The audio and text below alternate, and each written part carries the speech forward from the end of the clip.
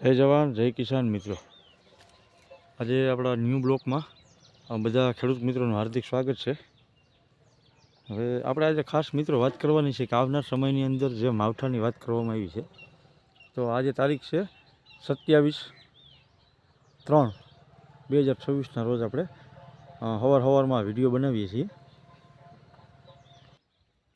એટલે આપણે ખાસ જે મહત્ત્વનો મુદ્દો છે કે માવઠું થવાનું છે, અને જે આગલું માવઠું થયું એવું જ, અને પવનની ઝડપ પણ વધારે થવાની છે. તો આપણે ખેડૂત મિત્રો તમે જોઈ શકો છો, ઘણા આંબાની અંદર આવું જે આખરું ફ્લાવરિંગ હતું ને, એ આવડી કેરી પણ થઈ ગઈ છે. એટલે ટૂંક જ સમયમાં, એટલે કે 20-25 દિવસની અંદર આનું હાર્વેસ્ટિંગ પણ આપણે આ કેરીનું થાય છે. તમે જોઈ શકો છો મિત્રો કે આમાં દાણો પણ ચડવા માંડી ગયો. એટલે જે માવઠાની અસર, હવે કેવું માવઠું થાય છે, જો થોડો ઘણો વરસાદ હશે તો બહુ વાંધો નહીં આવે, નહીંતર પછી જો વધારે પવન હશે તો જે આવું આખતરું છે. પછી તમને હું બીજું પણ બતાવું કે ભાઈ આખતર પાસ્તર જે કેરીનું ફ્લાવરિંગ આવ્યું તમે જોઈ શકો, બાકી બધું આવું છે. આમાં પણ ભયંકર નુકસાની આવવાની પૂરેપૂરી સંભાવના છે. કારણ કે જો વરસાદ સાથે પવન હોય એટલે આ કેરી ખરવાના ચાન્સ વધારે રહેતા હોય છે ખેડૂત મિત્રો. એટલે હવે જે કાંઈ આફત આવવાની છે એ કુદરતી આફત છે, એટલે એમાં આપણું તો કાંઈ હાલ છે નહીં. પણ આપણે એક મહત્ત્વનો પ્લાનિંગ વિશેની વાત કરવાની હતી કે જો આવડી કેરી થઈ ગઈ હોય છે ખેડૂત મિત્રોને, ટૂંક જ સમયમાં હું જે આ કેરીની બેગ આવે છે, આને બેગ પહેરાવી ગયો. એટલે પહેરાવ્યા પછી 20 કે મહિનો દિવસની અંદર તમે એ કેરીનું હાર્વેસ્ટિંગ કરી શકો. આ તમે જોઈ શકો, આમાં આપણે ગોટલી બંધાઈ ગઈ હોય, મતલબ કે જે કેરીની અંદર ગોટલું બંધાઈ ગયું હોય એની અંદર તમે બેગ પહેરાવી શકો. બેગ પહેરાવવાના ફાયદા શું છે, તો ખાસ ખેડૂત મિત્રો કે બેગ પહેરાવવાથી આમાં અન્ય કોઈ જીવાત લાગતી નથી, એટલે કે કોઈ પણ જીવજંતુનો એટેક કેરીમાં થતો નથી. પ્લસ બીજું કે જો પવન વધારે હોય તો પણ બેગનો ફાયદો થોડોક થાય છે. અને કેરીની જે ક્વોલિટી બને છે ને, એમાં એક તો ખાસ સુધારો પણ આવે છે, અને કેરીના માર્કેટિંગ ભાવ પણ તમને સારા મળે. એટલા માટે બેગ પહેરાવવી મહત્ત્વની છે. એટલે આપણે ટૂંક સમયમાં જે આવી કેરી આખતરી કેરી છે, આની અંદર આપણે બેગ પહેરાવવાની છે. અને જે બેગની કોસ્ટ આવે છે ને ખેડૂત મિત્રો, એ 1 થી 1.5 રૂપિયા સુધીની એક બેગની કોસ્ટ આવે છે, એટલે કે ખર્ચો આવે છે એક બેગનો 1 થી 1.5 રૂપિયો. અને જો વધારે ક્વોન્ટિટીમાં બેગ લઈએ તો પણ 1 ને 25 પૈસા સુધીમાં આપણે બેગ પડતી હોય છે. આવું આપણે માર્કેટમાં જાણવા મળ્યું છે ખેડૂત મિત્રો. એટલે ખરેખર માવઠું જે છે ને, એ બાગાયતી પાકની અંદર સૌથી વધારે નુકસાન થવાનું છે. જે પ્રમાણે પરેશભાઈ ગોસ્વામીની આગાહી છે, ઘણા અન્ય વેધર એક્સપર્ટોએ પણ આગાહી કરી છે, એ પ્રમાણે જોઈએ ને તો સૌથી વધારે જો નુકસાન થવાનું હોય ને, હવે આ માવઠામાં, આગલા માવઠામાં તો જે નુકસાન થવાનું હતું ખેડૂત ભાઈઓને જોરદાર નુકસાન થયું છે. કે જે શિયાળુ પાક હાર્વેસ્ટિંગની તૈયારીમાં હતા, અથવા તો હાર્વેસ્ટ કરવાની તૈયારીમાં હતા, વાઢેલો પાક હતો, ખેતરની અંદર પડ્યો હતો, એમાં નુકસાન બહુ ભારે થયું છે. એટલે એમાં થોડીક મારે વિડીયોના માધ્યમથી સરકારને પણ હું થોડીક અપીલ કરવા માગું કે ભાઈ જે શિયાળુ પાક હાર્વેસ્ટિંગ કરવાની તૈયારીમાં હતો, હાર્વેસ્ટિંગ કરવાનું હતું, ખેતરમાં પડ્યો હતો પાક, આમાં જે માવઠું થયું અને જે મિની વાવાઝોડું કહીએ તો પણ હાલે, અને આમ તો મોટું ગણીએ તો પણ હાલે, કારણ કે પવનની ઝડપ ખૂબ હતી. એમાં જે નુકસાન થયું એ નુકસાનીના વળતર રૂપે સરકાર કાંઈક સહાય કરે તો આમાં ખેડૂત ઊભા થાય, નહીં તો પછી આવી કુદરતી આફતો આવ્યા જ કરે છે ખેડૂત ભાઈઓને. એટલે ખેડૂતો દીપાદી કહેવાય ને કે નુકસાનીમાં જતા જાય છે. અને હવે જે આ બીજું માવઠું આવવાની છે એની આપણે વાત કરીએ તો એમાં પણ જે બાગાયતી પાકવાળા ખેડૂતો છે, આંબાના બગીચા છે, ચીકુના બગીચા છે, ઘણા બાગાયતી પાક છે, આ બધાની અંદર ભયંકર નુકસાન થવાની તૈયારી છે. અને જે નુકસાન તો વાવાઝોડું કેવું આવે, વરસાદ કેવો આવે, એના આધાર ઉપર આપણે જોવાનું છે.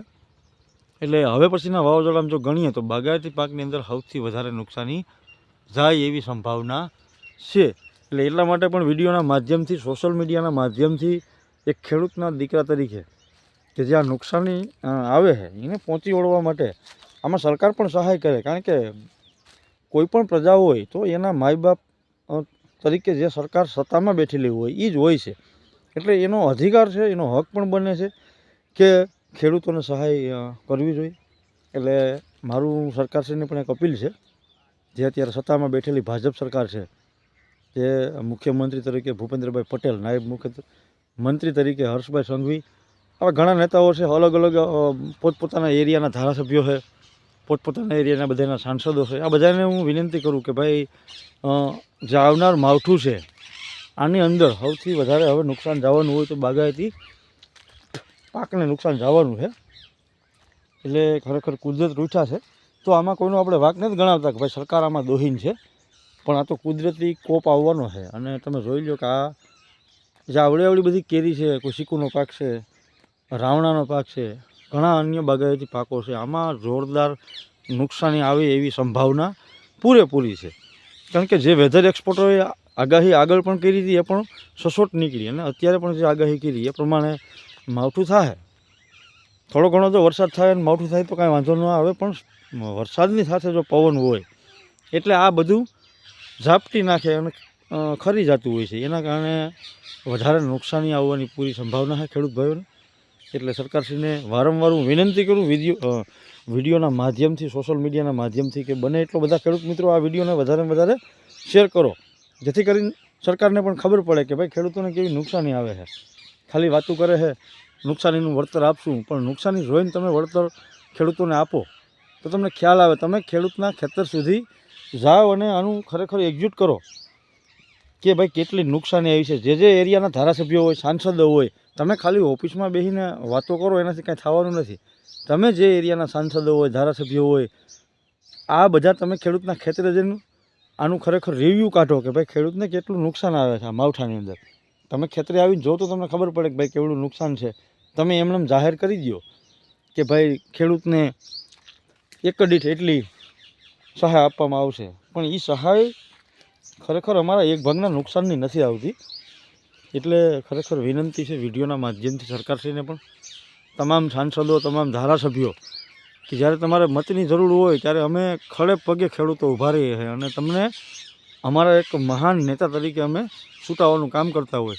તો અત્યારે આ કુદરતી કોપ આવવાની ફૂલ તૈયારી છે, તો એમાં જે ખેડૂતોને નુકસાન જાય, આમ જનતાને નુકસાન જતું હોય, એના માટે તમારે પણ અમારી સાથે ખંભેથી ખંભો મિલાવી અને ઊભું પડે એ તમારી ફરજ છે. તમામ ધારાસભ્યો, તમામ સાંસદો હોય, તમામ નાના મોટા કાર્યકર્તા સરકારમાં જે હોય એ બધાને ખેડૂતો સાથે ઊભી અને આનું જે કાંઈ વળતર ખરેખર નુકસાની છે એનું ખેડૂતોને મળવું જોઈએ, તો જ ખેડૂતો આગળ આવી છે. નહીંતર વાતું કરીને કાંઈ આગળ આવવાના નથી. સરકારમાં બેસીને તમે ખાલી વાતું કરો કે ભાઈ ખેડૂતોને ડબલ આવક કરવી, પણ કુદરતી કોપ આવે છે તો આમાં ડબલ આવક ક્યાંથી થવાની છે? હવે આવડી કેરી તમે જોઈ લો કે હાર્વેસ્ટિંગની તૈયારીમાં અમુક કેરી છે. હવે આમાં વરસાદને વાવાઝોડું આવે એટલે જોરદાર નુકસાની છે જ. કેવું વાવાઝોડું આવે છે એટલે હું સરકારશ્રીને વિડીયોમાં વધારે મારે લાંબો નથી કરવો, પણ આજે સવારમાં મને એક વિચાર આવી ગયો. મારા ખેડૂત મિત્રો, હું ખુદ ખેતી કરું છું એટલે મને ખ્યાલ છે કે ભાઈ એમાં કેવડી નુકસાની આવે છે, કેવડું ખર્ચો આવે છે ત્યારે આ પાક તૈયાર થયો હોય. એમાંય ખાસ કરીને જે આંબાનો પાક છે, વરસમાં એક જ ટાઈમ આનું ફ્લાવરિંગ આવતું હોય છે. આનું વારંવાર કોઈ ફ્લાવરિંગ નથી આવતું ભાઈ.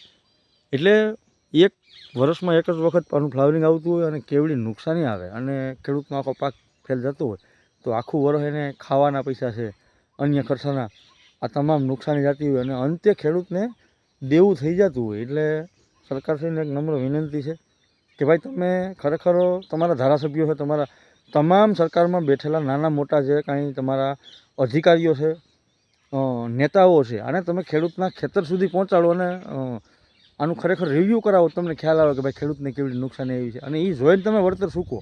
અમે નથી કહેતા ભાઈ અમારે આડેધડ વળતર જોઈએ છે, પણ જે નુકસાની છે એની તમે જાજુ નહીં તો કાંઈ નહીં, પણ 75થી 80% જો નુકસાની તો હરેક ખેડૂતને ચૂકવવામાં આવે તો વાંધો નથી આવતો. નહીંતર પછી આમાં એવો સમય આવી જાય કે તમામ ખેડૂતો દેવાદાર બનતા જાય અને પરિણામે ખેતી હાવ નાબૂદ થઈ જાય.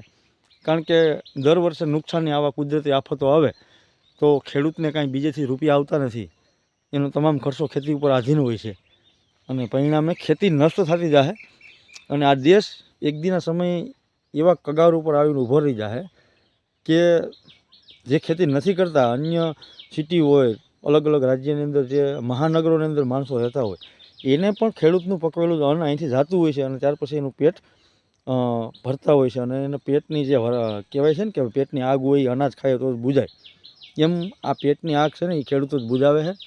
એટલે એવું ન માની લેવું કે ભાઈ અમે ખેતી નથી કરતા એટલે અમારે તો કાંઈ નુકસાની નથી, પણ અંતે નુકસાની તમામને છે.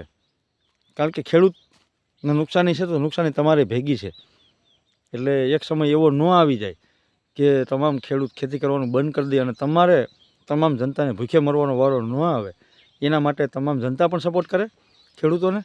અને સરકારશ્રીને પણ એક નમ્ર અપીલ છે કે જે માવઠાની નુકસાનીઓ આગળ પણ આવી છે એની પણ વળતર ચૂકવવામાં આવે. અને જે હવે સમય જતાં આવવાની છે, જે મહા આફત કહીએ આપણે એને, એની પણ વળતર જે ખરેખર વળતર હોય એમને ચૂકવવામાં આવે તો ખેડૂતો નુકસાનીમાં ન જાય, નહીંતર પછી ખેડૂતો પાયમાલ થઈ જાય. અને અંતે એક સમય એવો આવ્યો છે આ દેશની અંદર કે ખેતી પકવવાવાળો કોઈ ખેડૂત નહીં રહે તો તમે ખાહો શું? પછી સારે સહાય ધારાસભ્ય હોય, સાંસદ હોય, વડાપ્રધાન સાહેબ હોય, મુખ્યમંત્રી હોય કે કોઈ પણ હોય, કોઈ પણ આમ જનતા હોય, તમારે ખાવા માટે તો ખેડૂતનું પકવેલું અનાજ જોહે.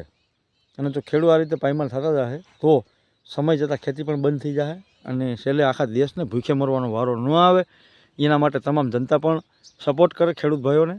અને જે નુકસાની જાય ખેડૂતોને એનું વળતર સમયસર ચૂકવવામાં આવે એવી માંગ સાથે આ વિડીયોને હું સમાપ્ત કરું. જય જવાન, જય કિસાન.